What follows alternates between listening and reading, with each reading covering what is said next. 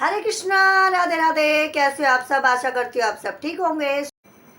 आज मैं आप लोगों के सामने वीडियो लेकर आई हूँ कि पूर्णिमा कब है, बैसाख मास की पूर्णिमा कब है, कैसे करें पूजा, क्या करें दान और क्या है महत्व।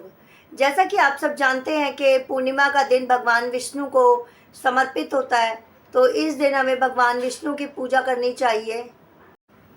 इस बार जो है ये व्रत 12 मई 2025 सोमवार के दिन पड़ रहा है, तो आप सब इसका व्रत करें। और अगर व्रत नहीं कर सकते तो हमें पूजा ज़रूर करनी चाहिए।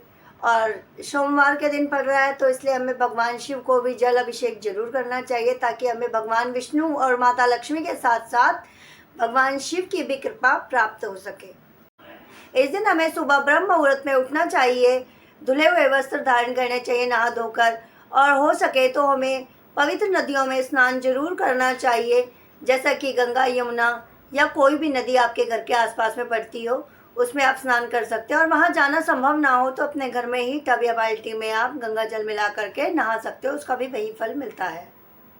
हमें सुबह संकल्प लेना चाहिए नहा धो करके कि भगवान हम आपका व्रत कर रहे हैं और हमारे व्रत को आप स्वीकार करो और हमें बुद्धि प्रदान करो और सुख समृद्धि का हमारे घर में वास हो।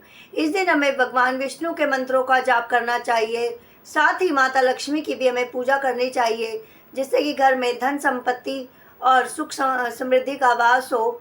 इस दिन हमें तुलसी जी के आगे दिया जरूर जलाना चाहिए, भगवान विष्णु को हमें तुलसी पत्र जरूर अर्पित करना चाहिए, और दीपक जलाकर रात के समय हमें चंद्रदेव की भी पूजा करनी चाहिए। चंद्रदेव को हमें शाम के टाइम अर्घ देना चाहिए, और खीर हमें इस दिन ज़रूर बनानी चाहिए।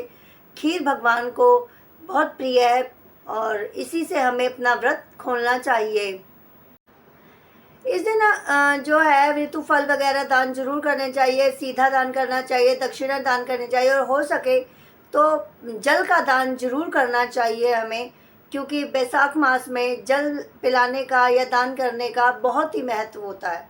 और हमें जो है शुद्ध सात्विक रूप से हमें इसका व्रत रखना चाहिए, हमें किसी की निंदा नहीं करनी चाहिए, हमें शुद्ध विचारों के साथ भगवान का मंत्र जाप, भगवान की चरणों में ध्यान लगाना चाहिए।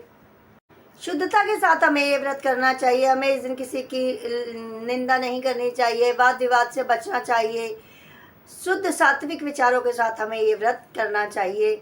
इस दिन मांस, मदिरा, दारू, शराब का सेवन नहीं करना चाहिए, और हो सके तो लहसुन प्याज का भी त्याग करना चाहिए।